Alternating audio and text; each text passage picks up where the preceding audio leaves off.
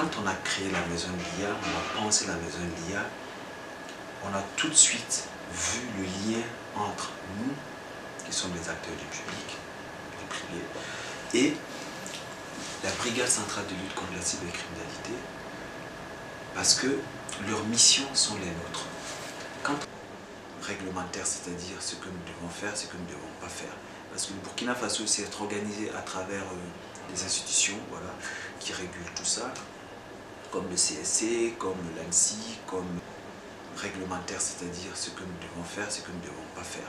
Parce que le Burkina Faso s'est organisé à travers des institutions, voilà, qui régulent tout ça, comme le CSC, comme l'ANSSI, comme... On regarde la direction centrale de la sécurité des systèmes d'information et de la cyberdéfense, l'état-major. Ce sont des missions qui sont communes.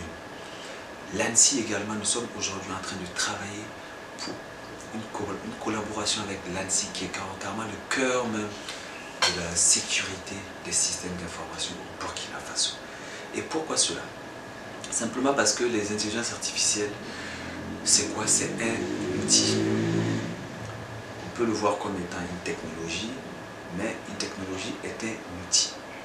Voilà. Maintenant, pour passer à l'étape du service, comment on l'utilise pour sécuriser, pour mettre en place une défense, une surveillance, et ça, on s'appuiera sur les missions de chaque. Par exemple, si l'ANSSI décide de dire, nous, ce que nous souhaitons faire, c'est de l'espionnage, du contre-espionnage, de l'infiltration.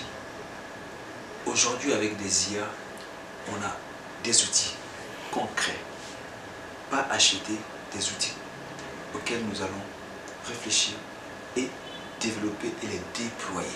Des outils souverains en interne. Ça, c'est possible. Voilà, pour pouvoir vraiment attaquer une surveillance de masse, ça, c'est possible. Voilà. À l'étranger, ça existe. Voilà, chaque État souverain développe ses propres outils.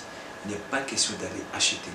Voilà, que ce soit pour l'état-major, que ce soit pour la BCNC, il n'est pas question d'aller acheter du logiciel, alors que ici, au sein de la maison de l'IA, on est entouré de tous ces ingénieurs qui sont en capacité, ensemble, de réfléchir sur l'outil concret.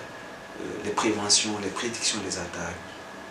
Aujourd'hui, au sein de l'armée, il y a des jeunes ingénieurs qui soutiennent des masters en IA et qui travaillent sur des modèles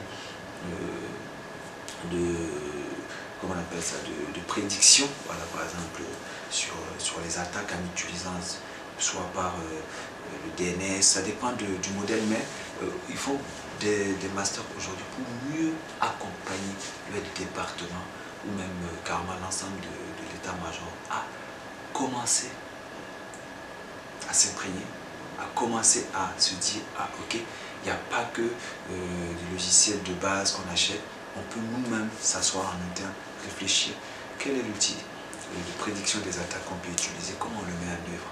En ce moment, la maison de l'IA est là. Quel est l'outil de prévention? La prédiction, il y a la prévention. Et aussi, il y a l'attaque, proprement dit. C'est-à-dire contrer et travailler, pas forcément avec des armes, mais c'est des armes numériques.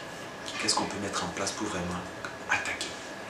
Voilà, espionner, infiltrer, pour avoir toutes les informations, de sorte à planifier maintenant les choses pour demain. Donc c'est pour dire qu'avec les IA, on peut réussir concrètement, on peut réussir clairement à stopper. Parce que quand on comprend ce que l'ennemi dit, quand on comprend ce que l'ennemi prévoit de faire, on a déjà une avance, on sait comment se positionner sur Internet pour verrouiller.